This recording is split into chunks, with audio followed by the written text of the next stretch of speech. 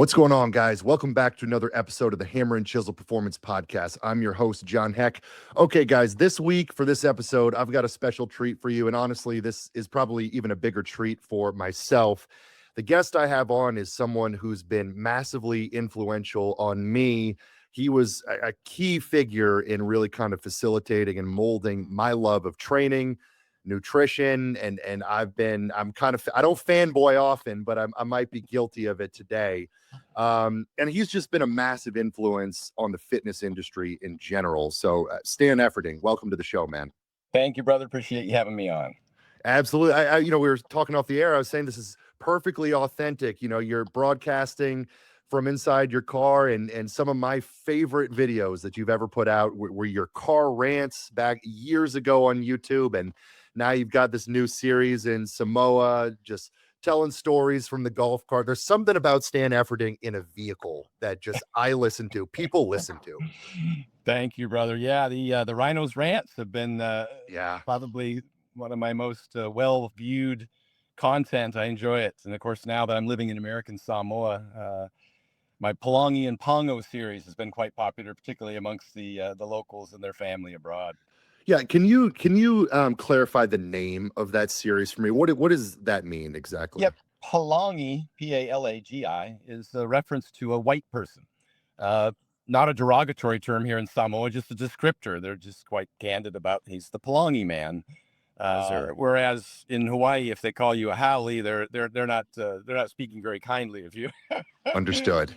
So yeah, it's Palongi and Pongo. It's I really enjoyed this community, and I'm just trying to speak about all the wonderful things this island has to offer. Of course, my wife was born and raised here, and we moved back here 2 years ago to raise our kids here because the island, it's an incubator for children. There just isn't a better place on the planet with all the extended family and all the programs for kids between the school and the church and the after-school programs. It's just really everything here is about bringing up fantastic kids.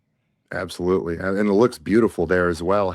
How's the food? Are you able to adhere to your diet principles out there? Yeah, and I've always said I'm a bit of a hypocrite because I kind of enjoy eating the clean foods, and there's lots of food. There's foods falling off the trees here, and of course there's plenty being shipped in from Australia and New Zealand every day. So probably too much food, to be honest with you. But it's you want for nothing here. Let's just say that. Understood. What's if you don't mind me asking, what's the body weight at these days? I'm hanging out about 230. I kind of wanted to get a little lighter so I could play pickleball better. Understood. But I'll be 60 next year. And so I just don't think it's a good idea to carry too much body weight too late in life. I think that that can have adverse effects on your health, particularly body fat, obviously. And I stay reasonably lean and I still train hard, but I kind of like being more agile so that the 60-year-old tennis ladies don't kick my ass in pickleball. Oh, understood on that. What was your peak body weight that you ever got to, whether it was I bodybuilding or think powerlifting? I was about 305 when I competed in the world's strongest pro bodybuilder because there were no weight classes. I usually hung out in the low 280s. It was a real easy cut for me to get to 275 to compete in that class throughout my career. Got it. And this is, I mean, just while we're on this topic, and longevity is going to be something I want to touch on in this episode. I mean, obviously carrying excessive body fat is going to be highly detrimental to your health, but do you find for people like you, for people like me who have spent many years carrying tons of lean mass, that there's almost a necessity to downsize the muscle mass for longevity purposes? It kind of depends on if there's any downstream adverse effects on your health. And the first and foremost would be blood pressure. And that could be aggravated by sleep apnea, which is common in big guys that have thick necks. It's not necessarily fat related, it's just the girth of the neck.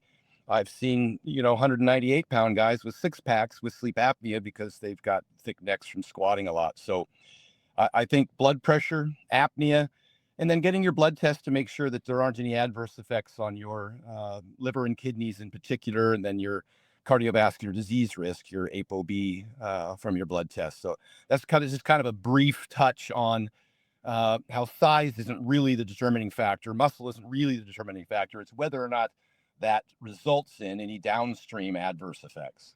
Got it.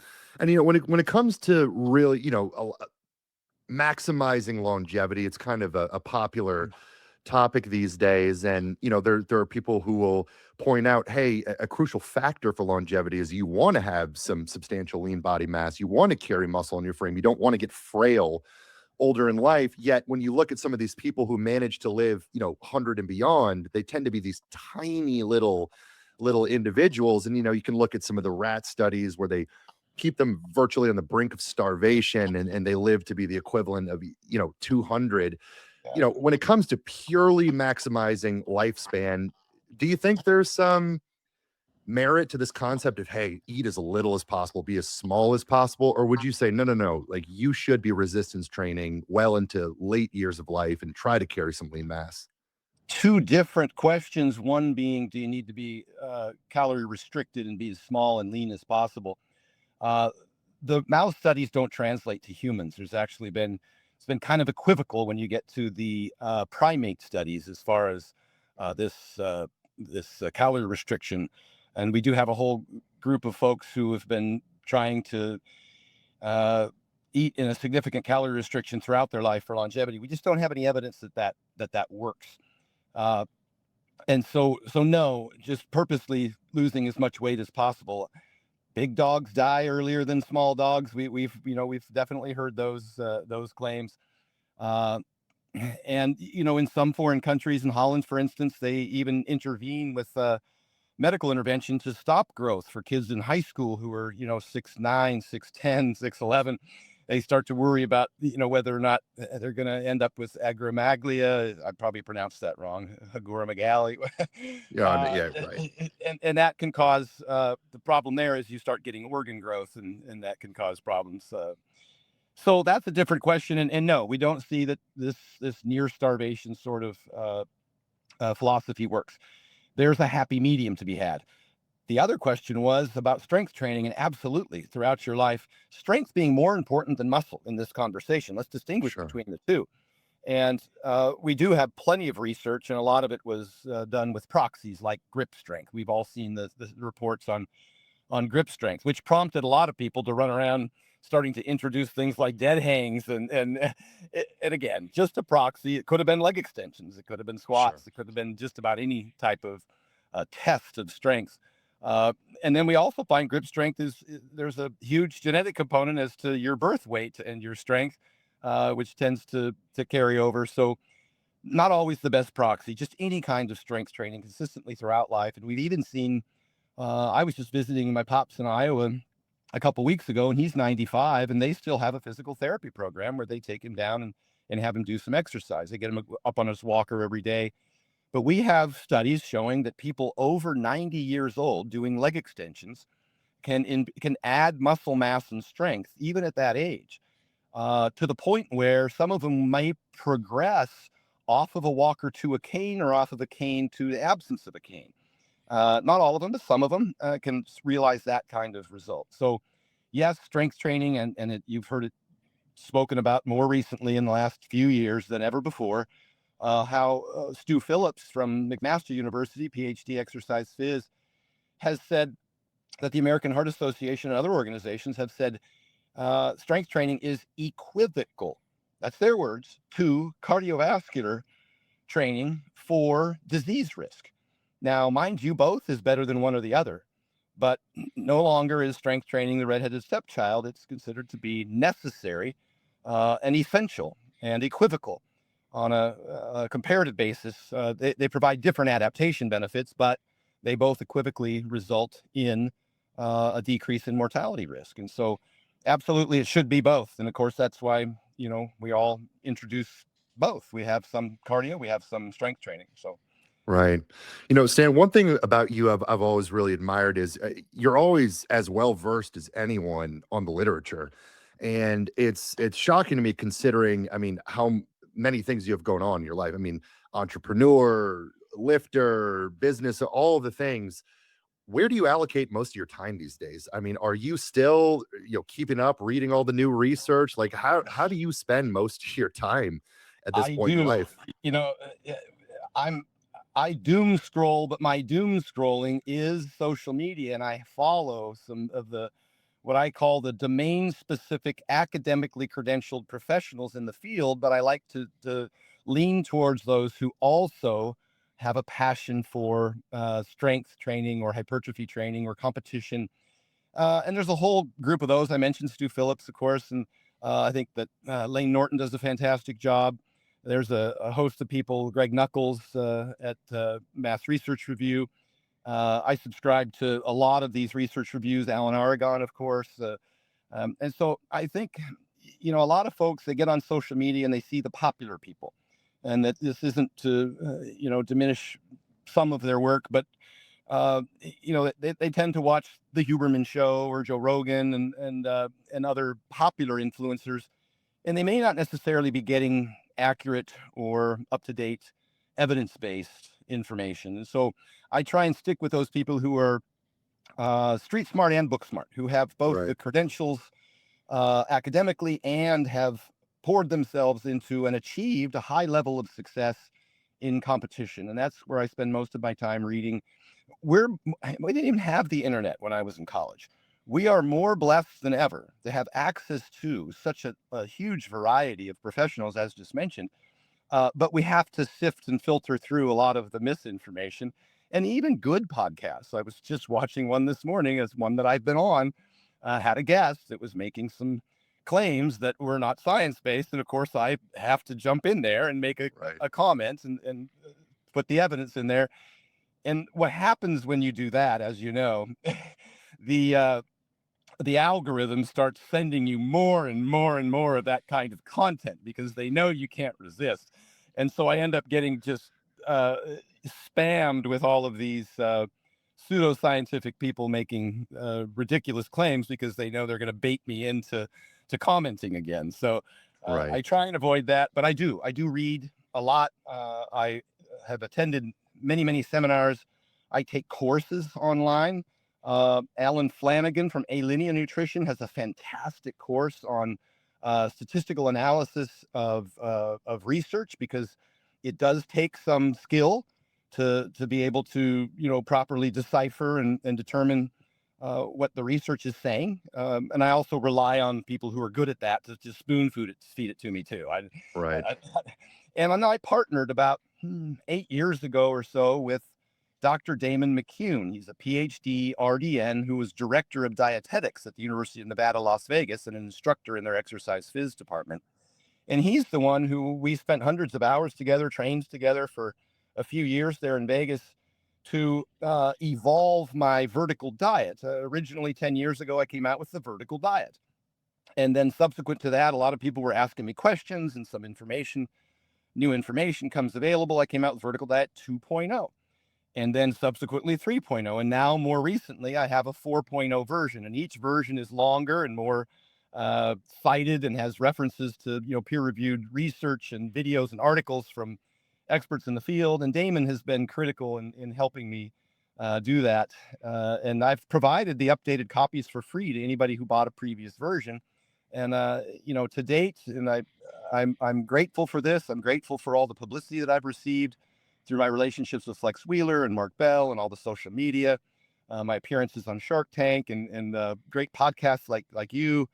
I've been able to sell over 30,000 copies of that vertical diet ebook to date, and it continues to be one of my more popular products because it's over now 260 pages with over 200 references, and it kind of goes down every single thing that my clients ask me, and not just diet, but obviously training and blood testing and sleep optimization and injury prevention and rehabilitation, and the list goes on and on and on of all the questions that I typically get asked by clients that I wanted to have a very well thought out, documented answer for, and that's kind of how I got to where I am now. And I don't profess to be the expert. I'm more of a curator, a collator, or and I always reference, as we've been discussing here since just the beginning of this podcast, where the information comes from and the people who are the most knowledgeable that are providing that information.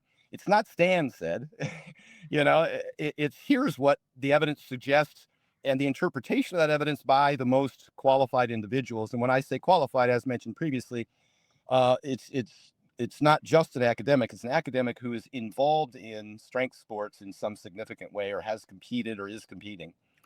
Right. And I mean, that's been a crucial thing, I think, for the industry, having a voice like you shining light on voices like all that you've referenced. And I mean, you're brilliant in your own right, but then also just kind of identifying, hey, who are the legitimate voices we should be listening to?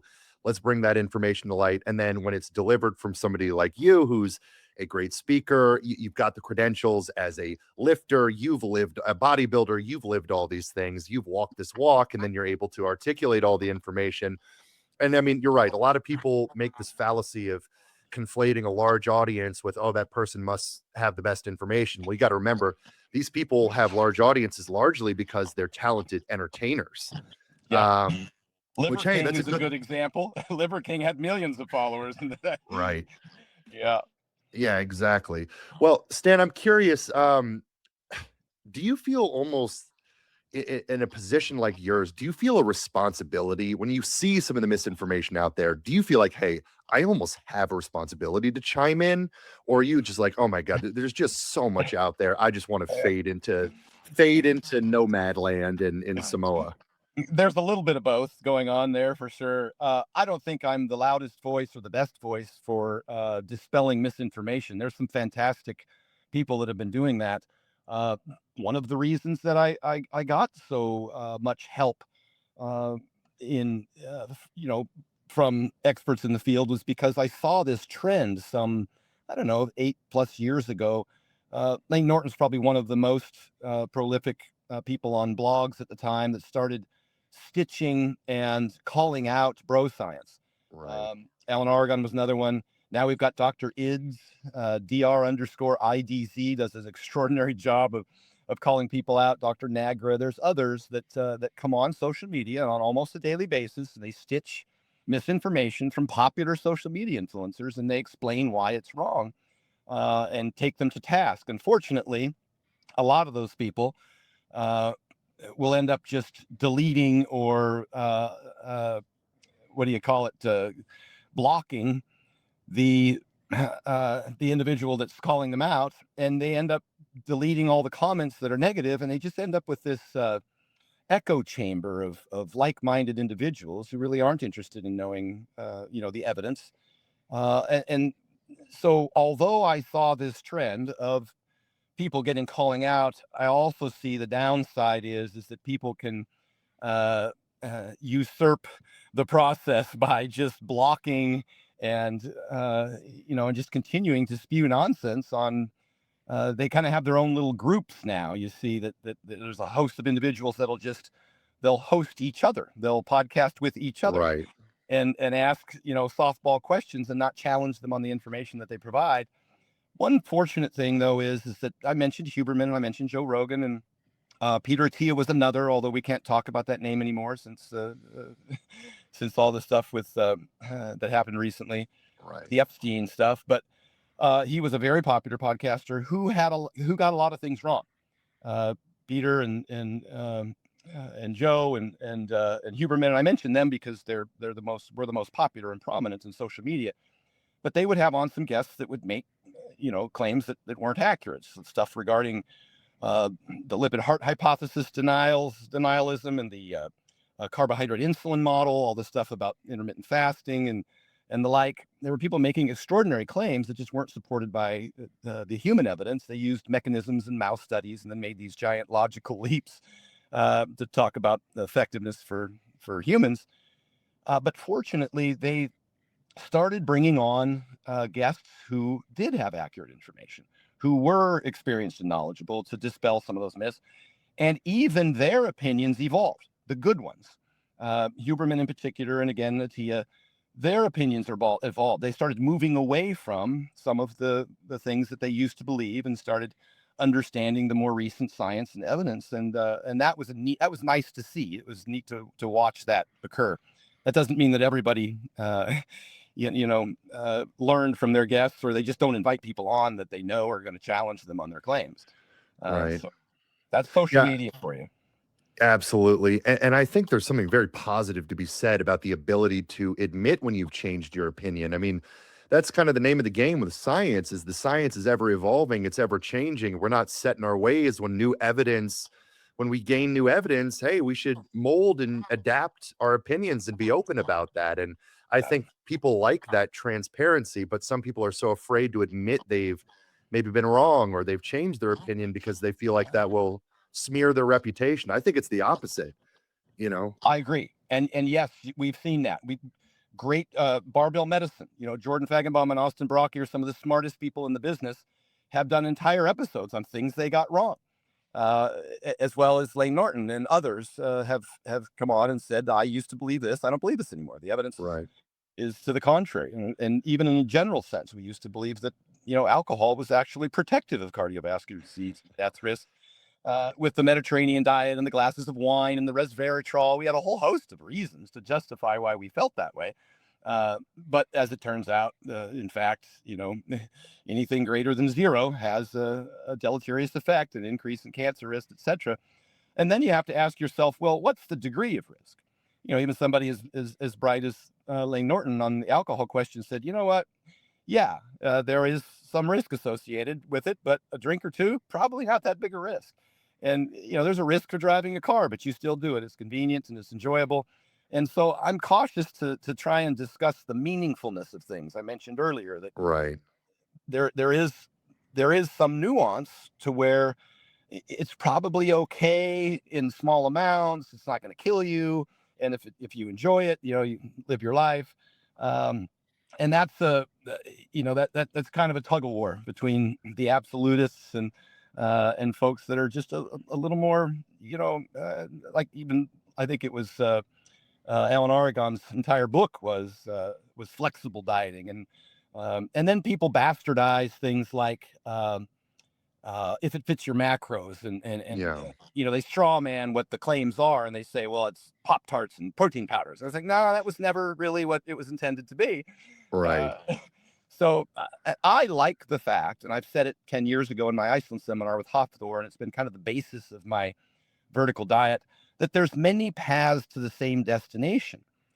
And they none is really better than the other across the board. And I'm talking specifically about dieting, whether you choose one of the three different diets, and there's only three: CR, DR, and TR.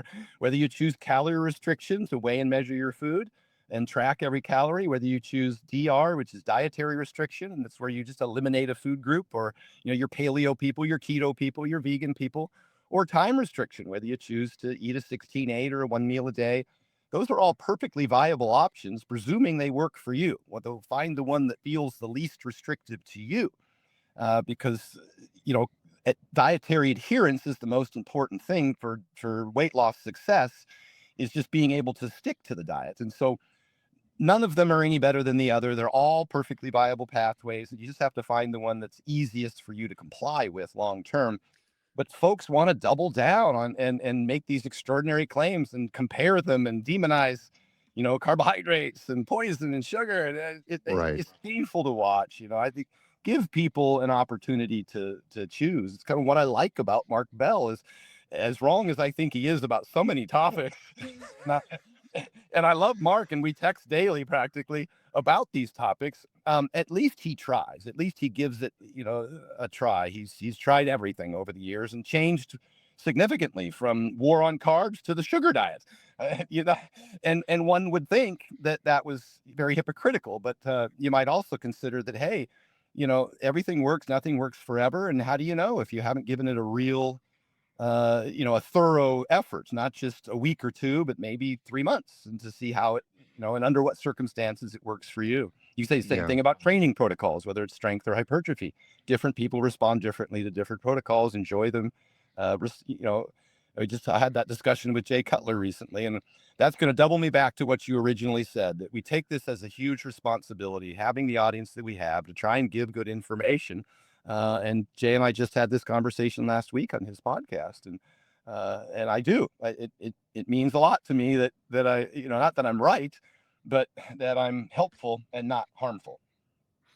Well, to circle back to your point about, hey, multiple diets can work, choose the one for you. A wise man, a quote I've always lived by is the compliance is the science with diet. And that was Yes, sir. obviously a quote I got from you, and I Yeah. use it all the time. And I love Mark. Mark Bell is a friend. I've done his show a couple times, and he's driven by curiosity. He's open to anything. He will try anything, and he's going to tell the world about it. And I love it. But you know, some of the sugar diet, things like that, they've raised my eyebrows at times. But Hey, he's also a businessman, and oh yeah, he's got the rage bait and the clickbait game going great.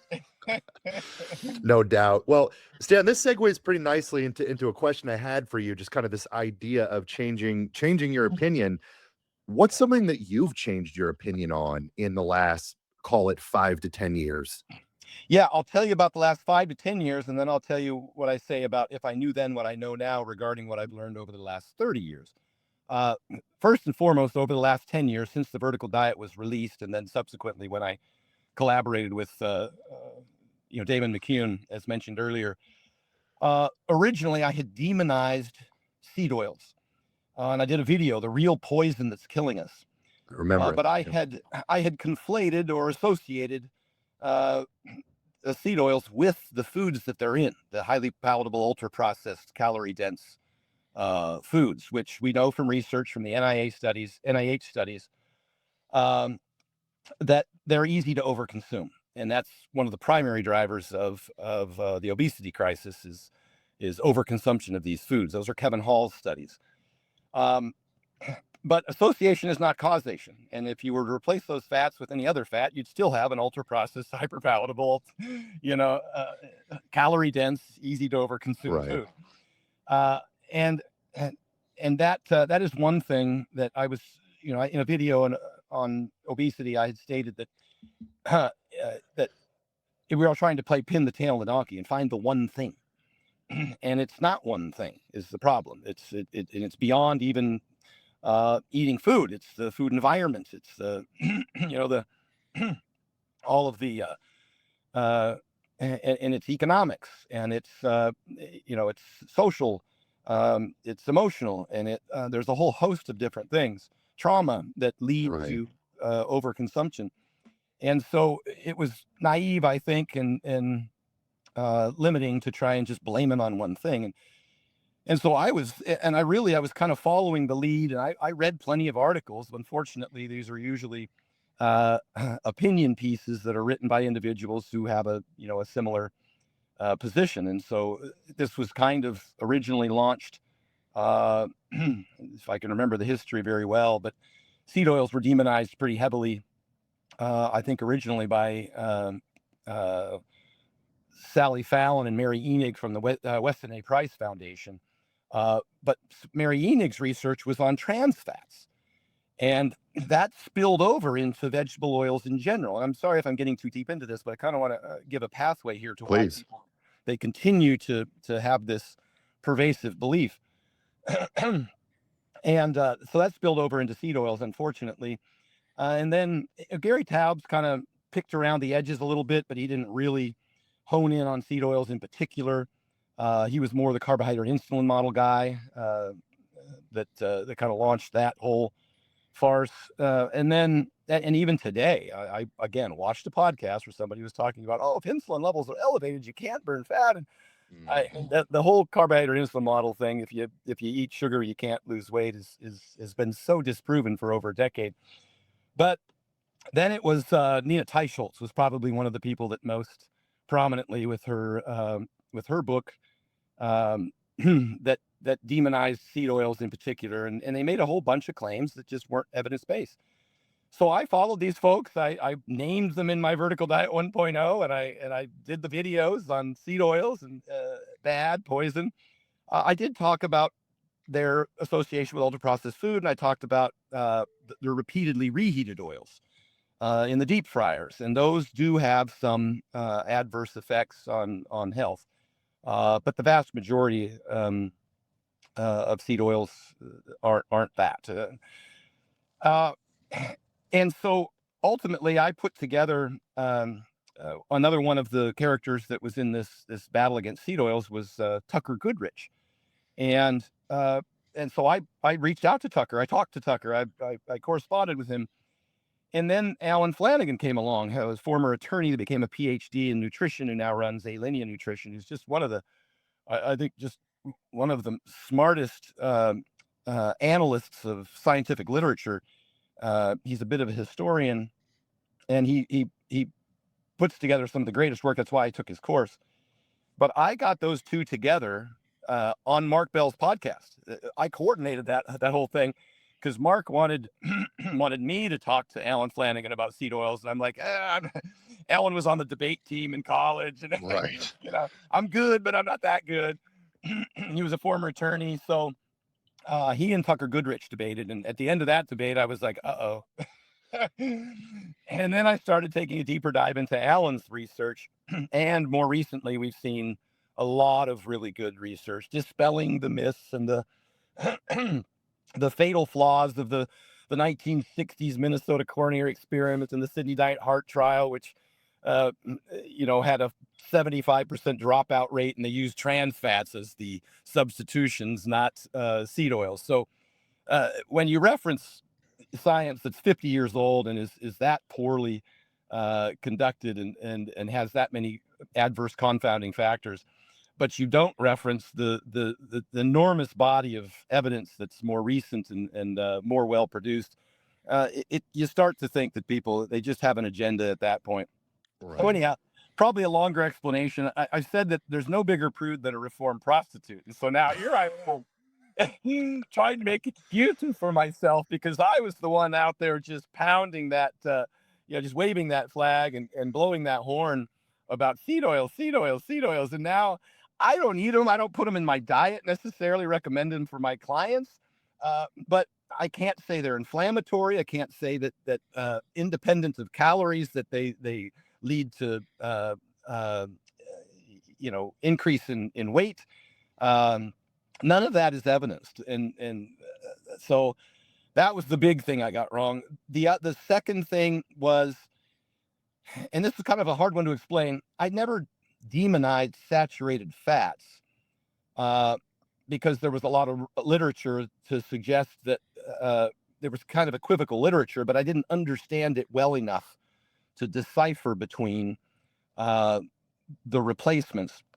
And I always recommended a relatively low-fat diet anyhow, because I wanted carbohydrates to drive performance. So since the beginning of my diet, I've kept fats at about proteins to fats at about a 2-to-1 ratio. If you're taking in 200 grams of protein, I wanted you to take in 100 grams or less of fats, which made fats maybe 25% of the total diet as a percentage of total calories, peaking at maybe 30%. And that's total fats. And the fats that I consumed were generally from lean meats, whether it was the top sirloins cap off from Costco that you've heard me rave about for years and years, and yogurt, fat-free Greek yogurt, and of course then we throw in salmon, eggs, and other protein sources. Ground beef would be a 96.4. I've always talked about a lean ground beef because I wanted to leave room for carbohydrates to fuel performance.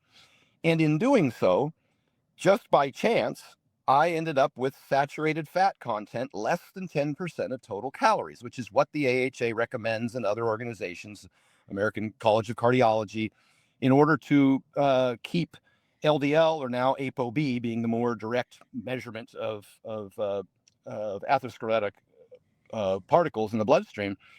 When you get a blood test, you don't want your ApoB to be skyrocketed because that will lead to, that's an independent causal risk factor for atherosclerosis. So that can be impacted by diet. And the two things that impacts ApoB, one is saturated fats, which saturated fats in excess of 10% of total calories will decrease the LDL receptors on the livers, causing LDL to continue to recirculate and stay elevated. How high for how long is the primary determiner of your risk of cardiovascular disease. And the other one is soluble fiber, getting adequate fiber to help encapsulate and then excrete the LDL from the system, because the vast majority of it's simply recirculated. It's produced by the liver and recirculated. So I had said that we weren't afraid of saturated fats and you could eat plenty of fats, but it was within the confines of my my macro recommendations that I was, able to provide a diet that didn't exceed those AHA guidelines. Subsequent that, and we're having, understanding the more recent research, I design diets to keep saturated fats under 10% of total calories, and I get a blood test for my clients to see where their ApoB is at. Particularly my big clients. I did a video with obviously Hoffer Bjornsson and Brian Shaw, and more recently Mitchell Hooper. And one of the things we talked about, Mitchell Hooper and I, was control your blood pressure. Get a blood test to watch what's going on with your kidneys, and just make sure you don't have skyrocketing ApoB, so that you don't have, a long-term 30 years from now, you're not having done damage that's irreversible later in life. And that's kind of how we created his diet. The big challenge with saturated fat discussion is when you look at the research that doesn't suggest it's a problem, the research doesn't look carefully at the replacement. When you replace saturated fats with simple carbohydrates, you don't see a benefit. But when you replace them with polyunsaturated fats, you do see a benefit. And that's monounsaturated as well. Right. And so that's one of the things I focus on. And even Sean Baker, who's the carnivore guy, has said many times, I don't think it's a good idea for you to let your ApoB skyrocket. And there's other factors. I should say this. It is an independent causal risk factor, but there are other accelerators that make you more susceptible to cardiovascular disease or to having high ApoB. It's anything that damages the endothelial lining will allow that ApoB to penetrate the lining at a greater rate. And those would be things like diabetes. So yes, you should control your blood sugars. Things like high blood pressure, obviously, things like high iron. Those things would compromise the endothelial lining. Things like inflammation will all compromise the endothelial lining and increase the rate at which. If you control all of those things, you have less risk, but not no risk. And I use this analogy. I say, just because you're driving the speed limit and wearing a seatbelt doesn't mean that you can continue to text while you drive. Right. Now, the combination of the three would make you more susceptible to an accident than any one by itself. But ApoB is an independent causal risk factor. How high that risk is depends on whether or not you have these other risk factors associated with it. So that's probably my best explanation. Other than that, I got to be honest, brother, I'm still doubling down on just about everything that I've said from 10 years ago and from 30 years ago. And I mentioned briefly that I would talk about what happened in the last 10 years as opposed to 30 years. There's two things that I learned from competing as a teenager and since 1988 that I do differently now. One is I don't dirty bulk, and I don't recommend dirty bulks. I did that Right. many times. I've got some dirty bulk stories that would choke a horse.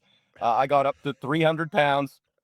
My first bodybuilding show in 1988. I was 154 pounds on stage at Wow. 20 years old. I wasn't a baby. I wasn't 14 like Mike O'Hearn, but I was 20 years old as 154 pounds. That was 1988. By 1996, I was 300 pounds. Wow. So I dirty bulked a lot. I was fat at 300 pounds, but I was 300 pounds. I was big and I was strong, but it wasn't pretty. My head was the size of a pumpkin. So dirty bulking, not a great idea. And on the other end of that extreme, I learned that these over restrictive diets for me, with too much cardio pre-contest caused me to lose a ton of muscle.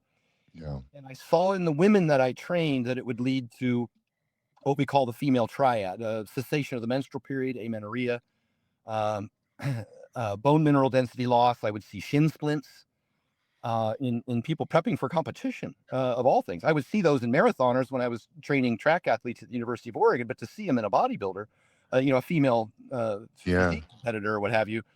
And then, of course, low iron.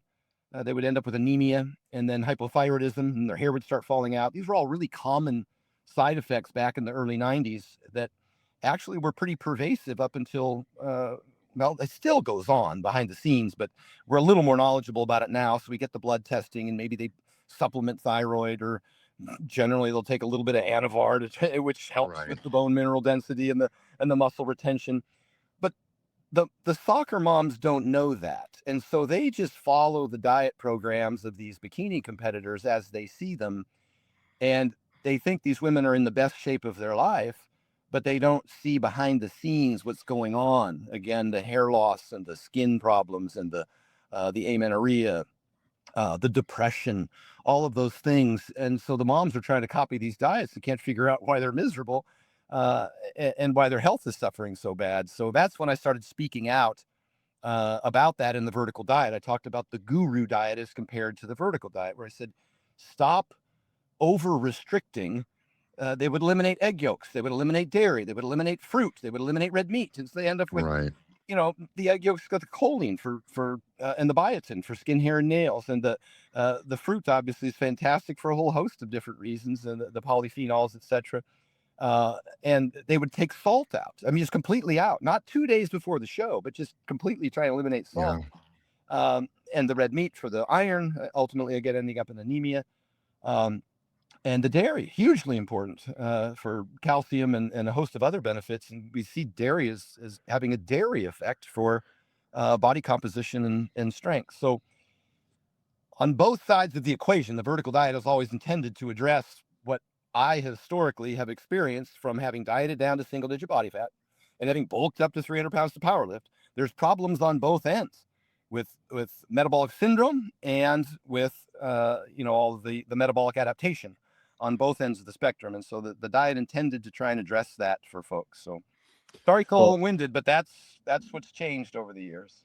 Guys, quick intermission to the episode. So, I got some sage wisdom that said, hey, John, you've got all these training programs, you got this diet ebook, all this stuff you put a bunch of hard work into. You should probably remind people that they exist. So that's what I'm doing right now. And I've got a number of resources out and available on both of these things. So I've got my diet ebook, which you can find on my website. On the training programming front, I'm partnered with Train Heroic. I've used them as a coaching platform to write programs for years. I've developed a great relationship with them. I love the app. It's been a great asset to me. But I've got a few standalone programs available through Train Heroic. So I've got my Summer Shred program, my Winter Bulk Hypertrophy program, and my 12-week power building program. They're all, you buy them once, keep them forever. And then I've got my Team Hammer and Chisel, which is a membership training group where you pay $28 a month. You're part of the group. Every week I'm updating a fresh week of new programming from the group. We go through, multiple training cycles. You can be in it long term. I've got people who've been with me for over a year, 2 years, and I've got some people who come in for a few months and move on to something else and come back a few months later, whatever. I'm on the message board for the group daily, answering questions. I want to build kind of a community there. But I'm going to have some new programs coming out as well. Stay tuned for that, guys. You can find all the programs, links, whatnot in the description of the episode. You can find on my link tree on Instagram, all that good stuff. So, hey, if you're looking for programming, I encourage you to check it out. If you want a good diet resource, check out the ebook. And stay tuned for new programs coming, and stay tuned for volume 2 of the diet ebook coming. Anyway, back to the episode. Well, I want to double click on a couple of these things. So first of all, I think my audience would be mad at me if I didn't ask for a dirty bulk story. Give me an example. I got two, brother, that are great. So, those big shakes, right? You got to drink the great big shakes. Yes. So I had a 6-cup blender. That's a huge blender, right? That's 6 cups blender, not a little 4-cup blender, 6-cup blender. And I would put in whole milk, of course, and ice cream, of course. And you'd put in, your protein powder and your banana, or some strawberries or both. And you'd blend that all up and you'd have to drink that, right? And no problem. But unfortunately, if that drink is too cold and you drink it too fast, it does not stay down, right? So you're standing there at the sink and you just guzzled 6 cups of it, and all of a sudden, out comes all of it.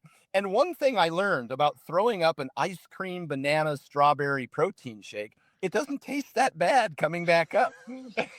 It's not like vomit coming up your nose, which is just nasty.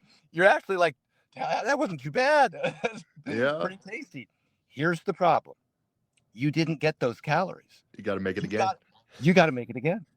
That's the mindset. Here I am making another one. not as cold, drinking it a little slower. But Right. that's the mindset. And then the second one I've got, other than every other imaginable all you can eat competition, is I was just looking at calories. I would eat like 3 Big Macs was 2,000 calories. Everything to me was calories. Could I get 2,000 calories in? So I get to the grocery store one time and I look at this family-sized bag of Fig Newtons, unbelievably Oh calorie no. dense, right? Yeah. And a gallon of whole milk. I sat down and ate a family-sized bag of Fig Newtons and an entire gallon of whole milk. It took me a little while, but I got through it because I wanted to get like 4,000 calories in. I was on the toilet going out both ends. I missed 2 days of work. I couldn't leave the bathroom.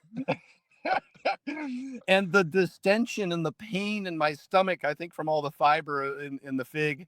Oh my God, I'd never experienced anything like it in my life. Missed 2 days of work, and it was just, I was either sitting or I was crouching. It was one or the other Yeah. for 2 days straight. So those are my stories, and I don't wish that hell on anybody.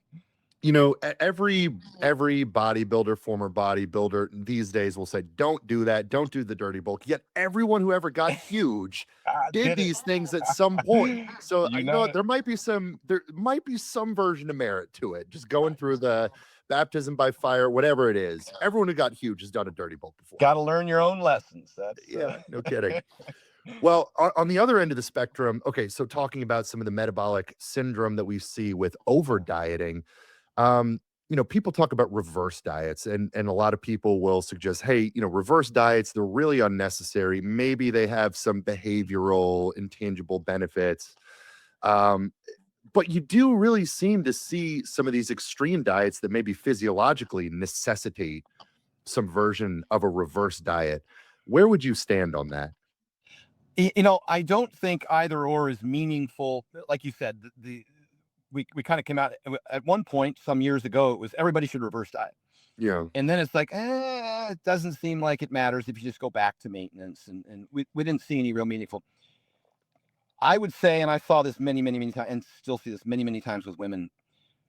It happened with Larry Wheels when he competed in that bodybuilding show and then put on like 50 pounds of Yeah. primarily water.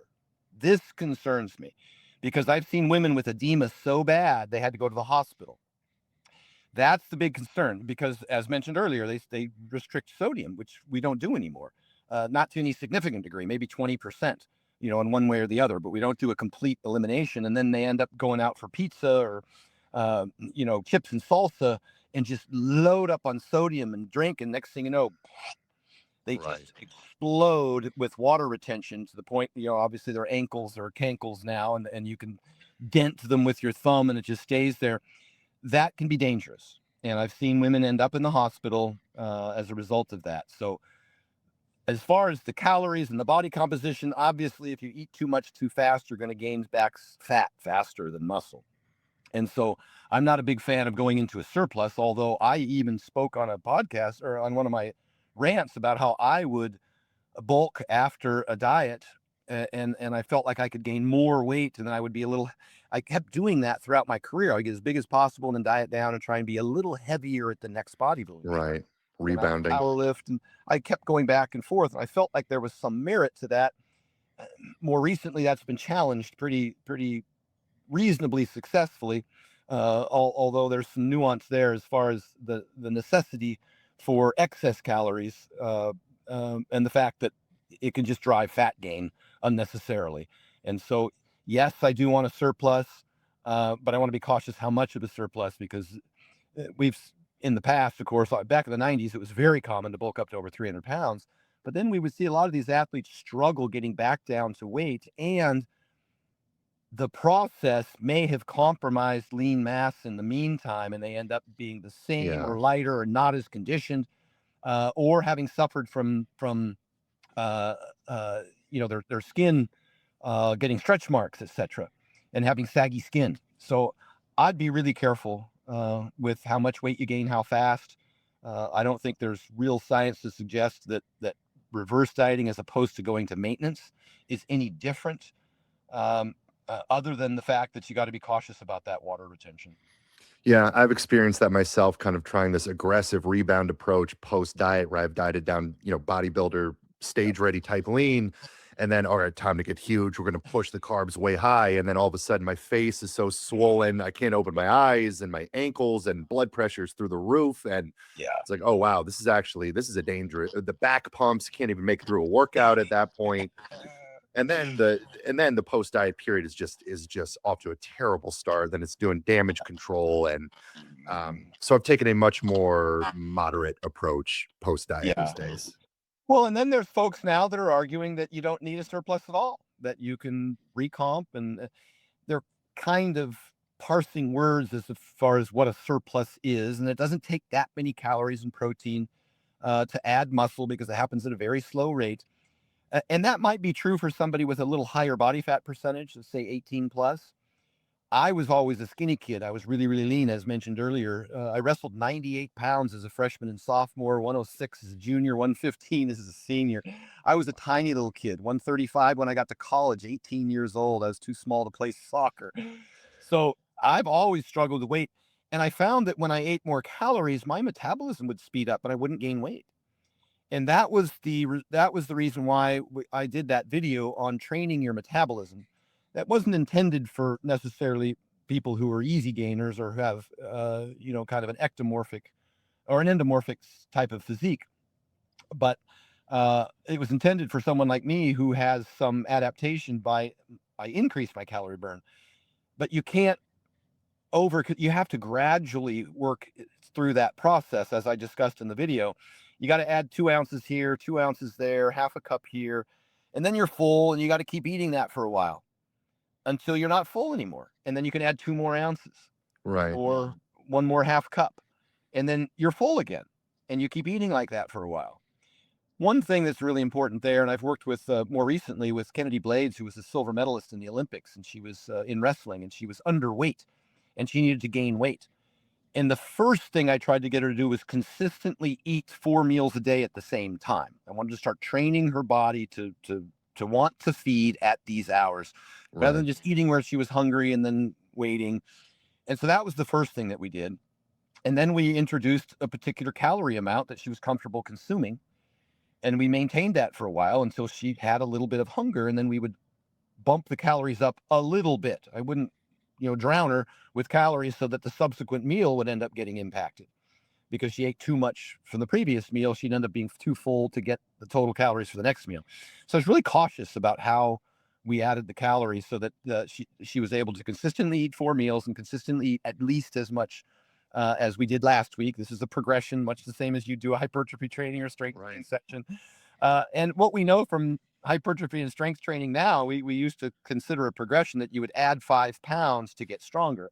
And now we know that you get stronger so you can add 5 pounds. And Right. so I didn't force the calories until the adaptation had already occurred, the adaptation being hunger. So I gave her X number of calories, and I said, just like Flex Wheeler said to me in 2009 when he was prepping me for my pro card, he said, call me back when you're hungry. And 7 to 10 days later, I was like, hey, I'm hungry. He goes, great. Add 2 ounces here, add half a cup there. And I did that. And I'm full. But I continued to do that for 7 to 10 days. And all of a sudden, what happened? I'm hungry.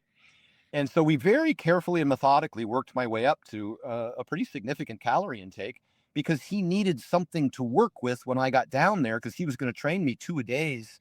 We were going to do a 6 day straight, push pull legs, 2 a days, right?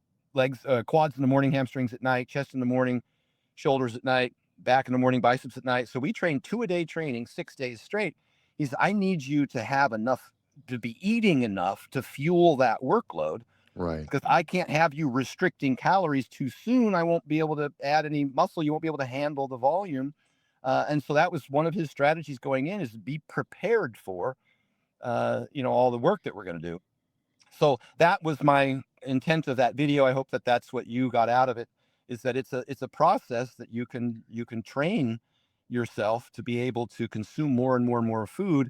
And when done gradually, while gradually increasing volume of workload, you can benefit from being able to recover from that as well.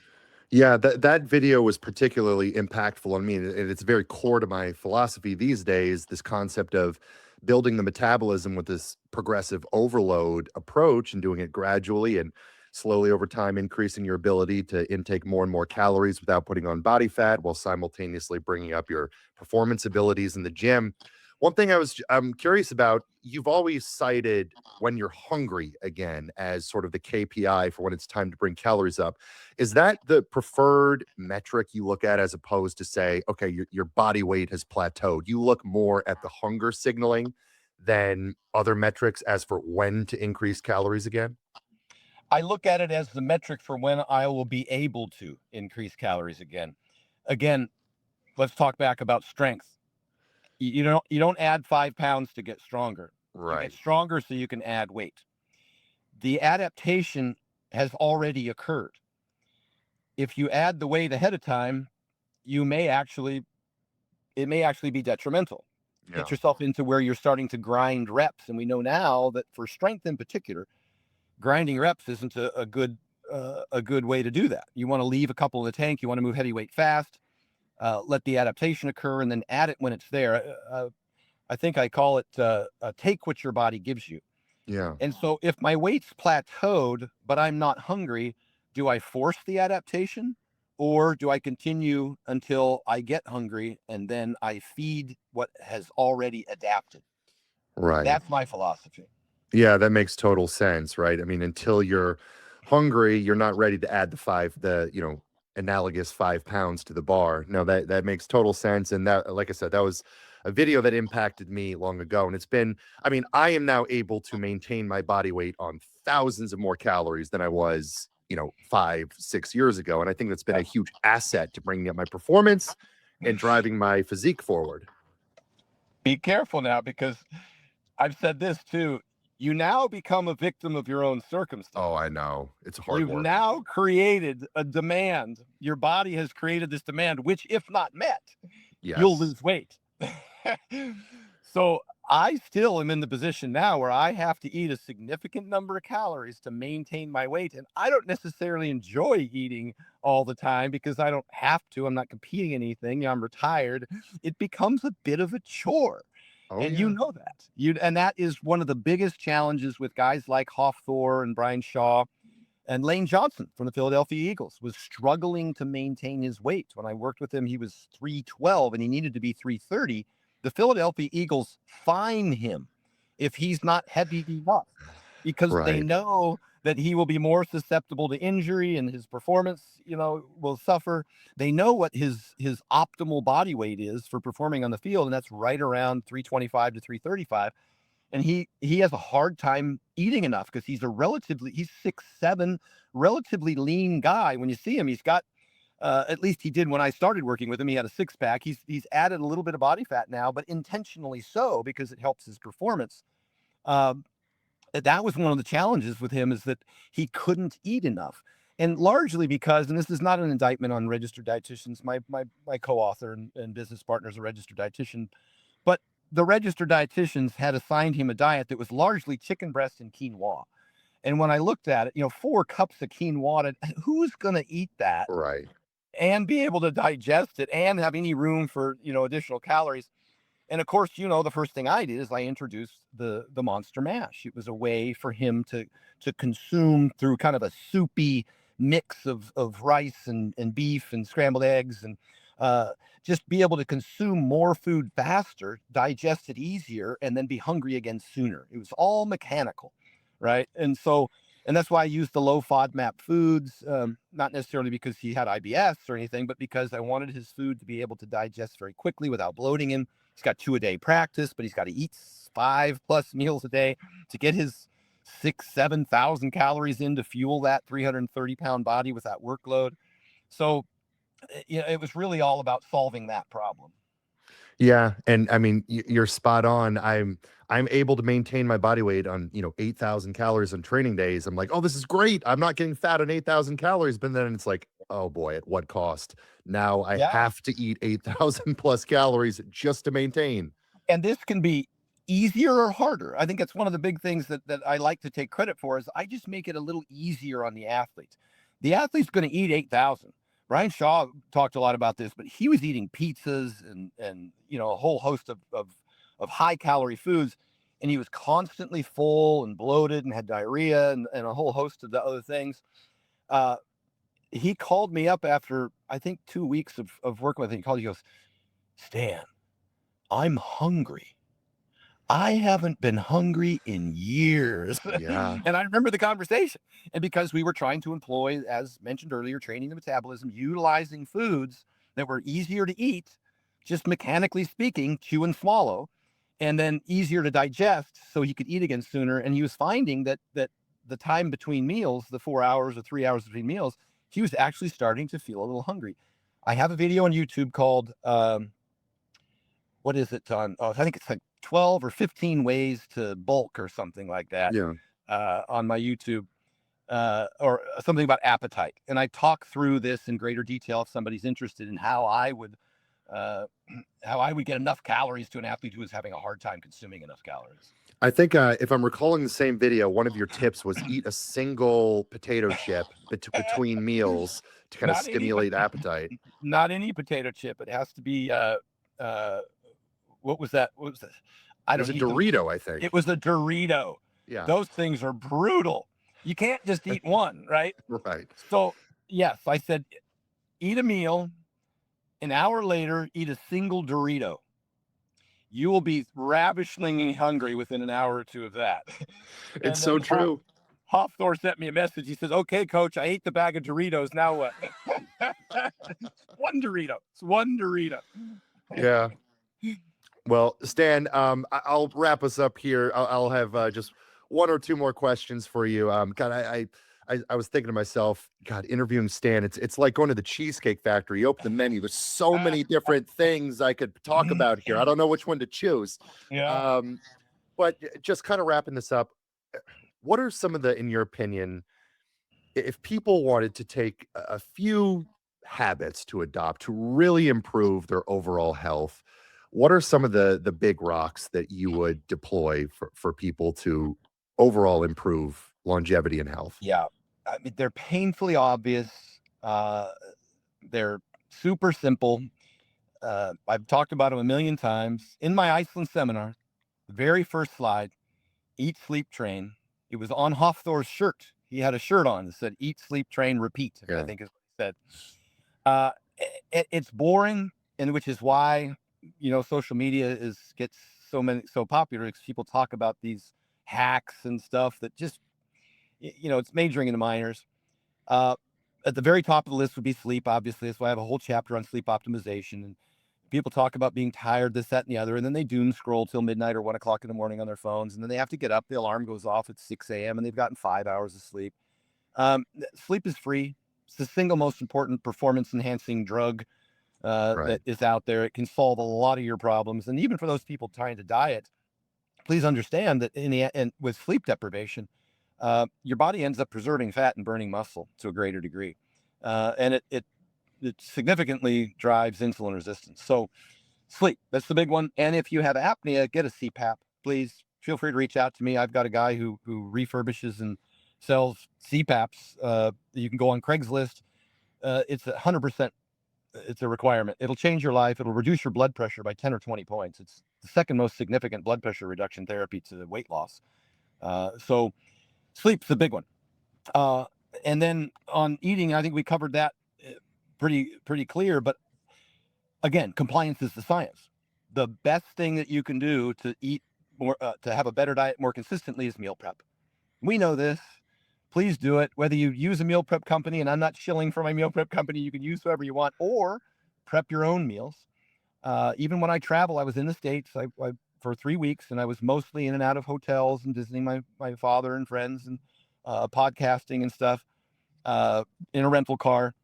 Walmart was my fast food stop, and I had a big thermos bag. I had an insulated bag that I carried with me on the airplane and my car, and it's just full of food. And I go to Walmart, and I have a whole list in my diet program where I show you exactly what you can go buy at Walmart, and it's obvious stuff. It's going to be hard-boiled eggs. You can get a chicken, a rotisserie chicken, or just chicken breast meat. I get sourdough bread is my carb. That's what I chew on in the car. It keeps well. It stays in the bag. I don't have to cool it. Oranges, obviously, carrots and stuff like that. Yogurt. And if I need to keep something cool, I get a bag of frozen berries. I just put it on top and I eat the berries with the yogurt, and it kind of Yeah. helps a dual purpose. It's both food and cooling. But maybe some mixed nuts, but I carry my food with me all the time. I've done that. I don't compete in anything. I just don't want to eat fast food or room service or airport food. It gives me the shits. I'm not interested in that. So I'd really encourage people to meal prep and have that available, because it helps with discipline to have it all prepared for you. If you open the Yeah. fridge and you're hungry, you're likely to overconsume something that's probably not on your diet. But if you open the fridge and your Tupperware's in there because you prepped it the night before, then you just heat it up and eat it and you're good. You're rolling. So that's the big one. And then, and so in terms of compliance as a science training component, I think people overestimate the amount of work that they need to do, and then they just don't do it because they think it's worthless. The minimum effective volume for training is very, very low to get Yeah. good results. If you would do just 2 sets twice a week, you could make progress. You can build muscle and increase strength. 2 sets twice a week per body part. Right. So, you only have to do 2 sets of chest on Monday and 2 sets of chest on Thursday. And you could superset chest and back and do your 2 sets of back on Monday, your 2 sets of back on Thursday. You could even do full body, because the workout's going to be so slow. You could throw in your 2 sets of leg extensions. You're going to hate hearing me say this, and I hate saying it. But when we look at the research, a leg extension builds just as much overall quad mass as a squat. I don't hate that at all. I fully agree with that. I say you want to Yeah. develop your quads, leg extension. Yeah. Now, if you want to develop other things in addition to the quads, then maybe squat, because you'll get some glutes, you'll get some spinal erectors, you'll get some traps, you'll get other things. Right. But if you just need to train your quads, just go do some leg extensions. I like leg press, hack squat. I don't care what it is. Or you could just do 2 sets of squats, and then hit your 2 sets of hamstrings.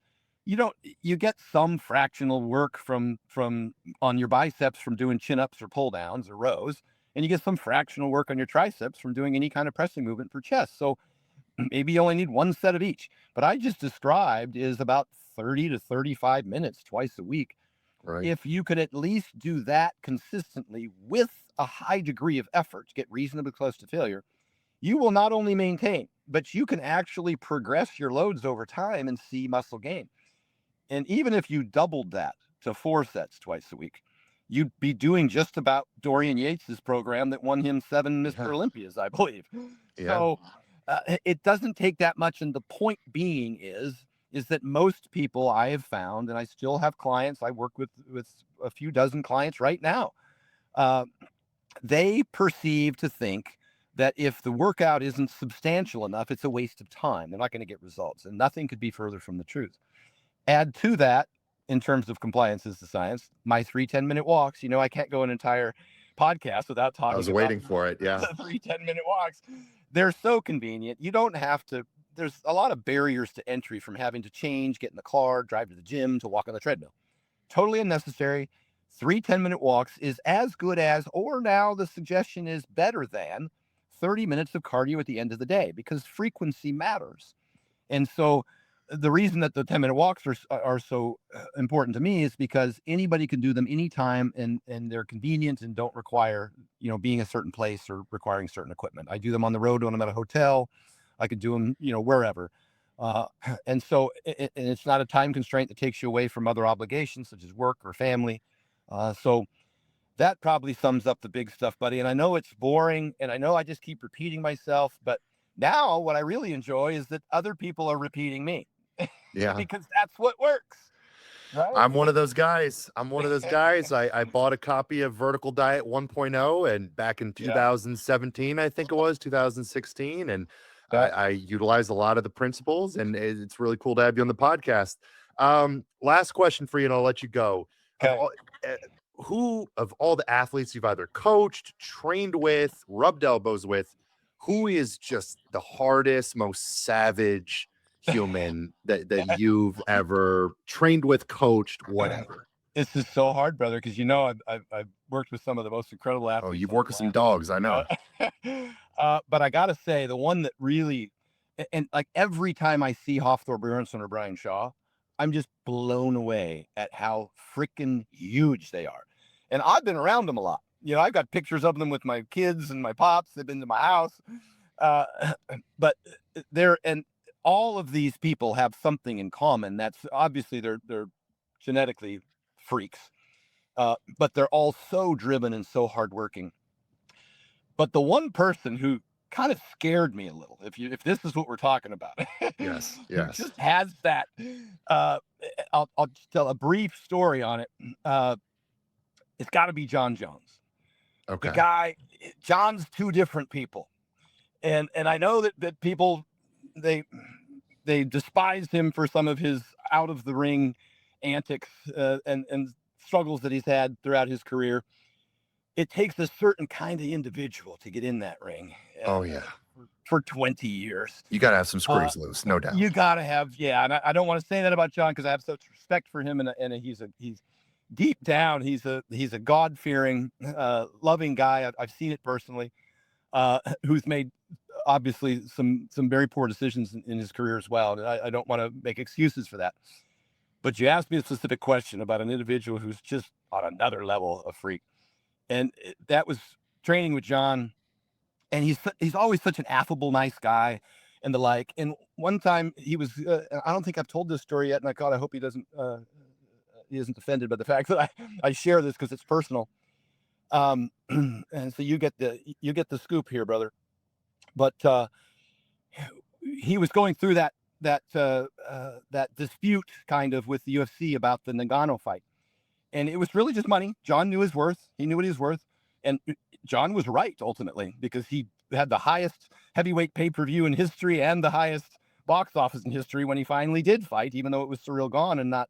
So I just want to back into the equation from that. Right. John was arguing correctly so that the UFC should compensate him fairly for what was to be, if it were the Nagano fight, a historic fight, no doubt. And they were talking about doing that at Madison Square Garden. I mean, it was a big deal. I was on the phone in those negotiations. I was there. I was with John. So I'm speaking from from somebody who knows what went on in those discussions and how his value was attempted to be decreased, and John held his own. But having said that, we were having this discussion, me and one of the other trainers with John, and I don't know what prompted the other trainer to say this, but John was upset. He was visibly upset about the conversation we had just had with Dana and Hunter, who negotiates the fight deals. And this was all in the public news. This is all over the place. Everybody else's opinion on what went Right. on in that during that time, and people were really lambasting John, saying he was greedy and all this other stuff. And from my position, it was just the opposite, to be honest with you. And that's just my opinion. That I think that they were trying to underpay him on that, and and it turned out John was right, and they benefited greatly from his appearance. But uh, long story short, the trainer says to John, because John is so upset, he goes, "John, are you afraid you're going to lose?" Dear God, brother, the look, I've never, it's like looking, I don't want to put a name on it, but his head was down, and he looked up like this, his eyes, brother. I mean, the hair was standing up on the back of my neck, and his voice and the gristle. He's like, "Oh, I ain't gonna lose," and it was just like that. And I'm getting goosebumps just Yeah. talking about it. I was there when he said it, and I felt the emotion. It was like, and everybody talking about how John was afraid to fight. John ain't afraid of nobody. And it was just like that. It's like, "Oh, I ain't gonna lose." Yeah. It wasn't even part of the discussion. So I got to tell you, that was the one moment that moved me, and still moves me whenever I think about it. That I can say that that's just the baddest man on the planet. Oh yeah. And he is a bad man. Oh, that's a Yeah, great story. So cool that you're a part of that camp and work with yeah, John. What a legend. His brother's yeah. was a freak in the NFL as well. Agreed. Um, but Both anyways, of them. Stan, I can't thank you enough for coming on the show. This is awesome for me. This will be awesome for the audience. Where can people find you at if they aren't an avid consumer of you already? Yeah, thank you. Everything's at Stan Efferding, my website, stanefferding.com. I have my meal prep company, my vertical diet ebook, and my online coaching on there. If you want, my Instagram is at Stan Efferding. My YouTube, Stan Efferding. So that's where you can find me. Perfect. Well, guys, I highly encourage you, go check out all of Stan's resources. I mean, you can go back 10, 12. I'm not trying to age you here, but you can go back, what, 12, 15 years and find some really amazing content that to this day, I think is still full of wisdom and insight. You can check them out on old Shark Tank episodes. Check out, so we didn't even get to your powerlifting journey, just one of the greatest powerlifters of all time, incredible bodybuilder. So, Stan, thank you so much. Hope you're enjoying the beautiful weather out in Samoa. And guys, we will catch you on the next episode.